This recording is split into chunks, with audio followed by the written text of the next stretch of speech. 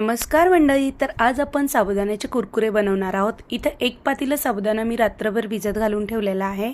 मस्त असं साबुदाणा भिजलेला आहे. आता ज्या पातेल्याने आपण साबुदाणा मोजून घेतला होता त्याच पातेल्याने 3 पातेले भरून पाणी आपल्याला गरम करायला ठेवायचे. त्यामध्ये थोडंसं लाल तिखट, चवीनुसार मीठ घालायचं. इथे पाणी गरम झालं की भिजलेला साबुदाणा आपल्याला एकदम मस्त असं ट्रान्सपरंट होईपर्यंत 15 ते 20 मिनिटं शिजवून घ्यायचं आहे.